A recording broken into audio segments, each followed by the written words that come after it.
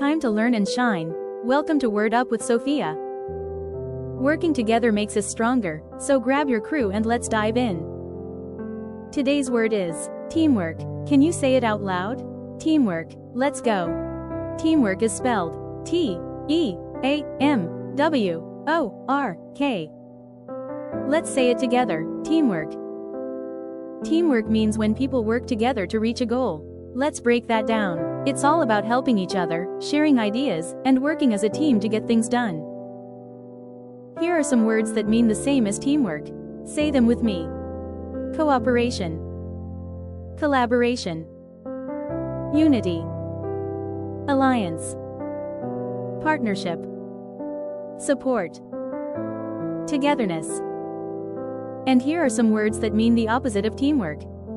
Selfishness, independence, isolation, opposition, separation, conflict, disagreement. Here's a great example. Sofia showed great teamwork during the group project. Let's review. Teamwork means when people work together to reach a goal. Synonyms: cooperation, collaboration, unity, alliance, partnership, support, togetherness.